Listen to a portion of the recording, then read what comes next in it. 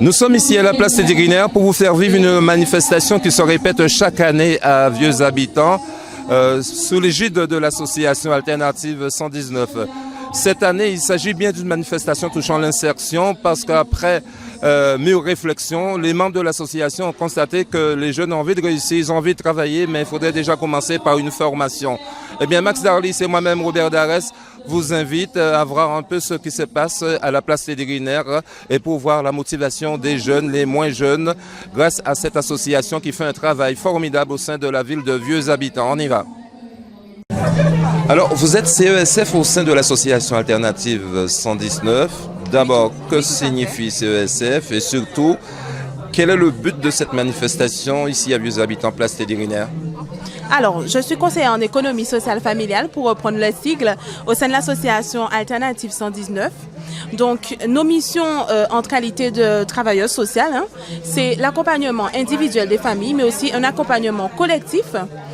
Alors, je rencontre un public essentiellement en difficulté socio-économique. Et donc, le CESF intervient dans le cadre de l'alimentation, mais pas seulement. Donc c'est vrai que l'association est essentiellement évolue à travers un dispositif d'aide alimentaire, mais le CESF aussi développe à travers l'accompagnement avec les familles la vie quotidienne, à savoir l'habitat, le logement, l'emploi également et surtout le budget. Ça veut dire que vous jouez un rôle d'insertion. Est-ce que vous avez constaté que les jeunes sont vraiment en quête d'informations afin de suivre une formation pour trouver un boulot de longue durée? Vous avez sûrement mené une enquête, parce qu'il y a beaucoup de jeunes qui sont sur le site. Oui, justement, c'est justement ce qui a fait que l'association a décidé depuis quelques années déjà de mettre en place cette manifestation Jeunesse Bakoarbonne dans le cadre de l'insertion professionnelle. C'est à l'issue d'un constat. C'est parce qu'ils se sont rendus compte justement que la jeunesse, bon nombre d'eux, souffrait au niveau de la recherche de formation et d'emploi. Et donc, c'est vrai qu'au début, la présidente de l'association l'a dit.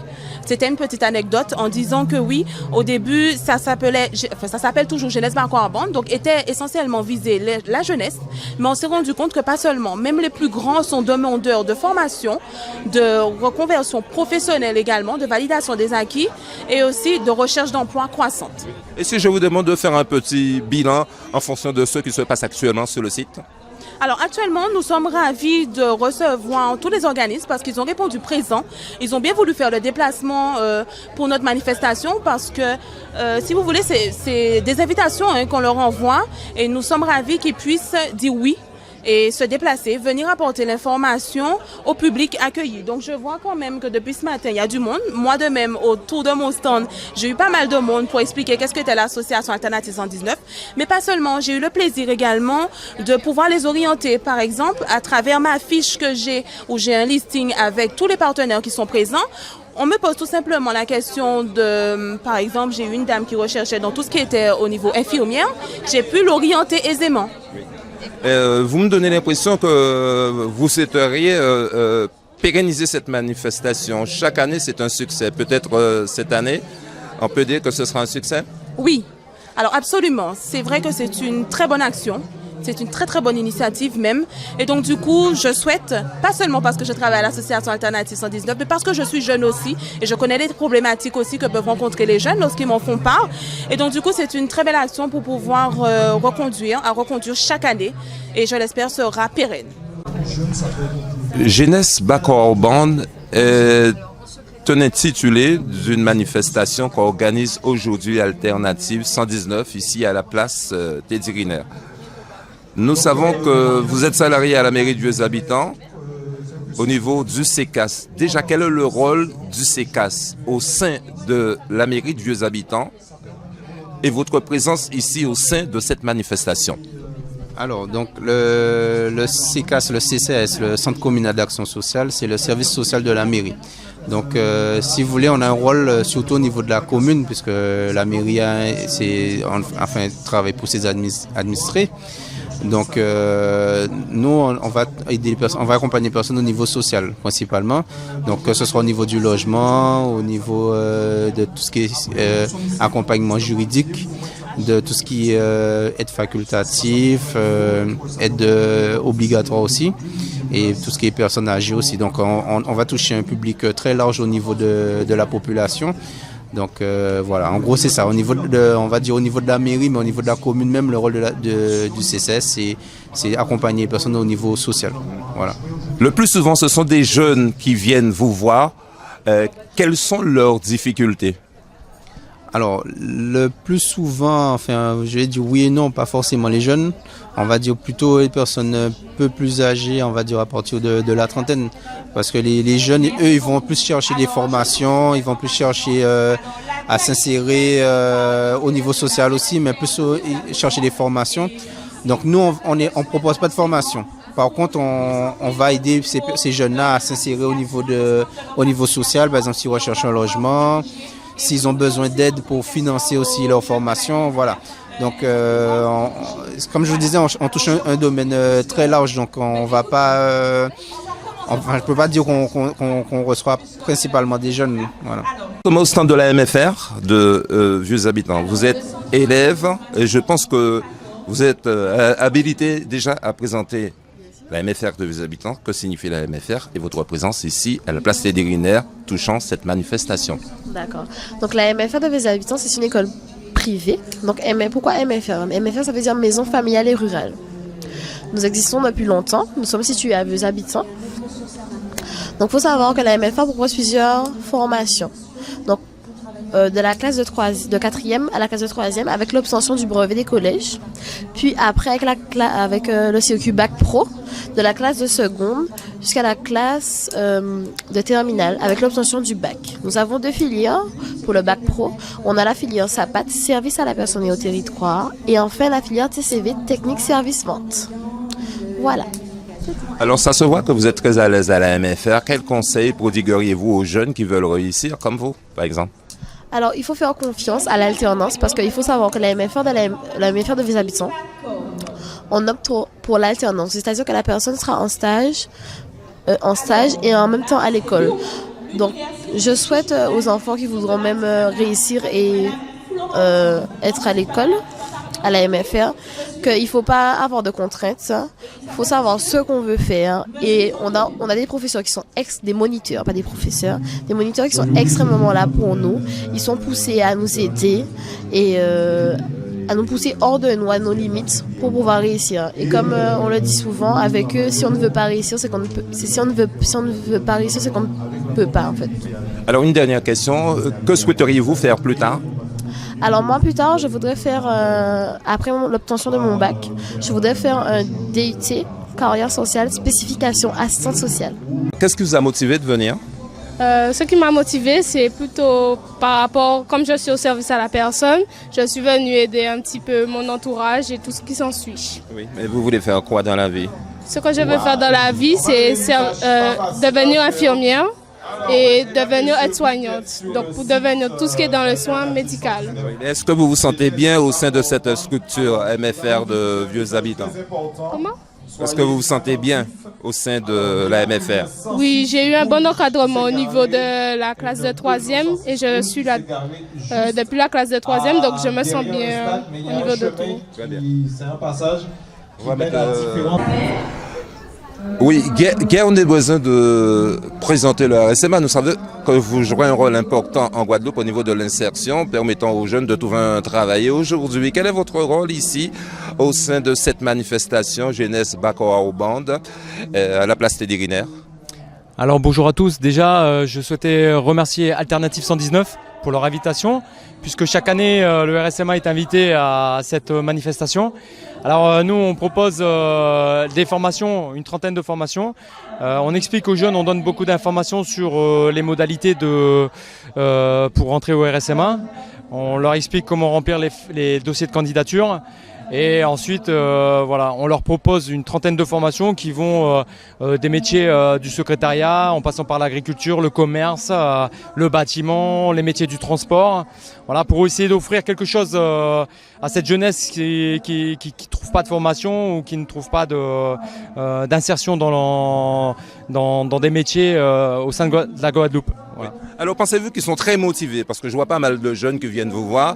Mais est-ce que vous ressentez leur motivation? Alors je ne vais pas vous dire non, d'accord. Je vous dirai oui parce que ces jeunes, quand ils viennent au RSMA, ils ont toujours une petite hésitation parce qu'on est en uniforme. Hein, pour eux, c'est quand même une formation c'est un centre de formation pour adultes, mais avec un concept différent de ce qu'on peut trouver dans le civil. Voilà, il y a de la discipline. En fait, si vous voulez, il y a un règlement, mais ça pose pas de problème. Ils appliquent le règlement et on a des jeunes qui sont très satisfaits de la formation qu'ils font au RSMA et qui arrivent à trouver une insertion.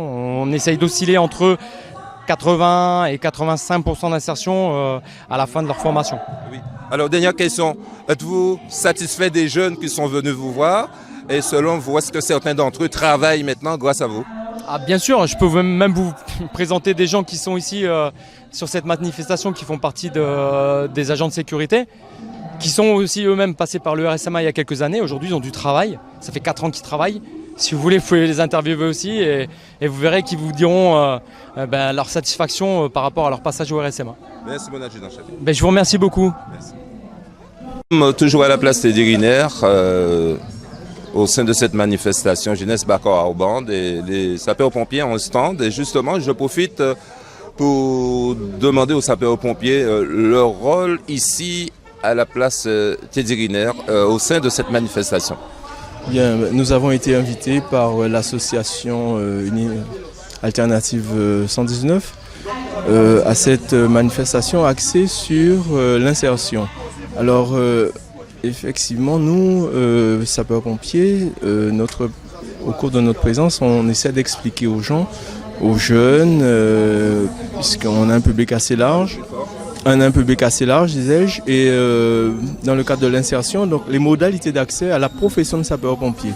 Alors, on explique les différents statuts qui existent chez nous. Il y a un statut sapeur-pompier que l'on connaît, qui est professionnel. Il y a un statut de pompier volontaire. Et alors, il y a une distinction entre les deux. Et au-delà du simple statut de sapeur-pompier, nous embauchons aussi dans le civil, puisque nous avons du personnel administratif technique spécialisé. D'ailleurs, dans plusieurs domaines, cela va du juridique à la mécanique, et entre autres. Alors, j'ai parlé tout à l'heure du distinguo entre la profession de sapeur-pompier, donc le professionnel, qui est un fonctionnaire territorial, qui a une carrière, un certain nombre d'années, et le sapeur-pompier volontaire. Donc le sapeur-pompier volontaire, en général, le statut, c'est un salarié ou un étudiant, quelqu'un qui donne de son temps à la collectivité ou, entre guillemets, pour aller plus largement à la nation. D'accord ? Donc ça peut commencer depuis les jeunes sapeurs-pompiers qui sont intéressés depuis 12 ans jusqu'à la fin de leur formation qui dure 4 ans. Donc, ensuite, il y a une seconde session pour les JSP, les jeunes sapeurs-pompiers, à partir de 14 ans et pour encore 4 ans. À l'issue, on leur délivre un brevet qui leur permet d'être sapeurs-pompiers volontaires. D'accord. Nous constatons que les jeunes sont très intéressés. Est-ce qu'on peut dire cela? Parce qu'ils sont juste autour de votre collègue, ce qui prouve que peut-être ce métier est un avenir pour les jeunes également? On peut dire cela également. On peut aussi arguer de l'affection que le public a pour notre profession.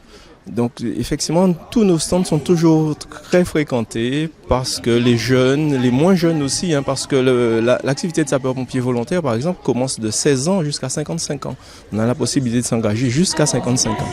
Donc c'est un panel assez large et effectivement, nous avons une très bonne fréquentation. Merci beaucoup, c'est gentil. De vieux habitants. Vous êtes en face des jeunes qui ont l'air vraiment très intéressés. Justement, pourriez-vous nous dire ce que vous venez de leur expliquer et savoir est-ce qu'ils sont très intéressés? Alors d'une manière générale, notre mission aujourd'hui, c'est de faire découvrir la profession. Donc ma mission, c'est de leur dire, de leur faire savoir comment devenir sapeur-pompier, ou professionnel, ou volontaire. Donc c'est ça que j'étais en train justement de débattre. Et vous pensez que les jeunes veulent absolument exercer ce métier? C'est un métier qui n'est pas facile du tout, il faut avoir de la volonté. Il faut non seulement avoir de la volonté, mais comme je leur disais justement, c'est une profession qui est très intéressante, mais à savoir que non seulement pour embrasser cette profession, maintenant il faut être quand même, comment vais-je dire, bien au niveau sport et bien au niveau théorie. Donc j'étais en train de leur expliquer justement que être sapeur-pompier actuellement, c'est souvent au niveau des demandes, c'est la partie sportive où bon nombre d'entre eux sont éliminés. Donc les inciter dans un premier temps, s'ils sont intéressés, à poursuivre, à s'exercer dès maintenant au niveau sport. Très bien. Merci. Ben voilà, il y a une très bonne ambiance ici à la place Teddy Riner, touchant cette manifestation intitulée Jeunesse Bacor Band. Et raison de plus, nous sommes au stand du CFA de l'URMA. Alors déjà, quel est le motif de votre présence ici à Vieux Habitants? Alors, le motif de notre présence, c'est d'informer les jeunes sur les différentes formations que nous faisons, c'est-à-dire les motiver surtout pour leur dire ce que c'est que l'apprentissage. Alors, l'apprentissage, c'est une formation en alternance que le jeune peut faire sur 2 années. Et quels sont les métiers qui sont très sollicités par les jeunes qui viennent vous voir? Alors, il faut savoir que les métiers de la cuisine, la boulangerie, la pâtisserie, la restauration, la coiffure et l'esthétique sont très demandés chez nous. Pensez-vous que les jeunes vraiment ont envie de réussir, qu'ils ont la motivation quand ils viennent vous voir pour gagner leur pain demain? Donc, même s'ils ne sont pas motivés, mais nous les motivons parce que nous leur disons que venir en apprentissage, il faudrait déjà avoir une certaine motivation, je ne dirais pas certaine, mais une grande motivation parce que c'est un métier qu'ils seront amenés à faire plus tard. Donc, c'est un projet professionnel. Oui. Alors déjà, où se trouve exactement le CFA de l'URMA en Guadeloupe? Alors, nous avons 2 centres de formation. Donc, le CFA de l'URMA à Desmarais, dont nous représentons mon collègue et moi, et nous avons un centre au Rézé. Alors, Desmarais, c'est la Cité de la Connaissance, certainement que vous connaissez à Desmarais-Saint-Claude et au Rézé. Vous proposez aux jeunes aussi des contrats d'apprentissage, par exemple? C'est le contrat d'apprentissage que nous faisons au CFA de l'URMA. D'accord. Est-ce qu'il y a un suivi après? Il y a un suivi après parce qu'on cherche déjà à savoir ce que le jeune devient. Le jeune, quand il a eu son CAP, parce qu'il faut savoir que c'est un CAP que le jeune prépare sur 2 ans.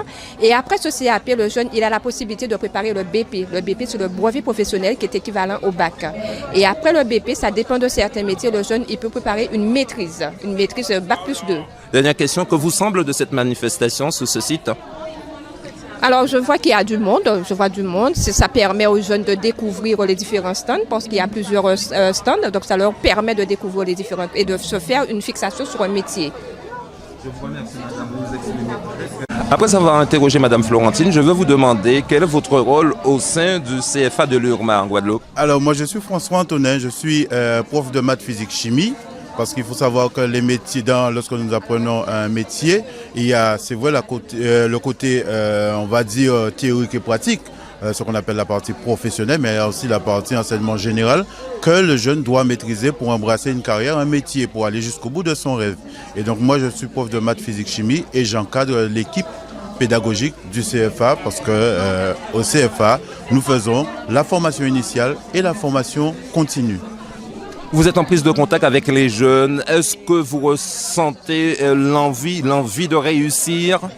Oui, l'envie de réussir est là. Par contre, il faut réveiller tout le temps cette envie de réussir chez le jeune. Il faut que le jeune croie en son rêve. Il faut qu'il aille jusqu'au bout.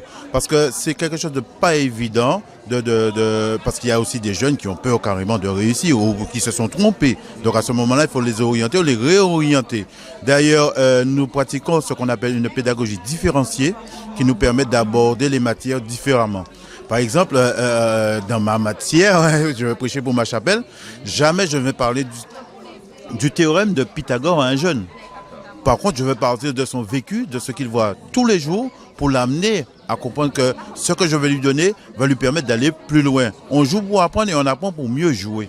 Voilà un petit peu ma devise. Alors, est-ce que l'apprentissage d'aujourd'hui, parce que dans votre stand, vous donnez pas mal d'informations aux jeunes, est-ce que l'apprentissage, c'est l'artisanat de demain? C'est ce que vous défendez? Tout à fait. L'apprentissage, c'est l'artisanat de demain. D'ailleurs, à ce jour, nous avons des apprentis qui sont des chefs d'entreprise, des patrons, et qui, ma foi, partagent leurs connaissances avec des jeunes qui veulent embrasser cette carrière.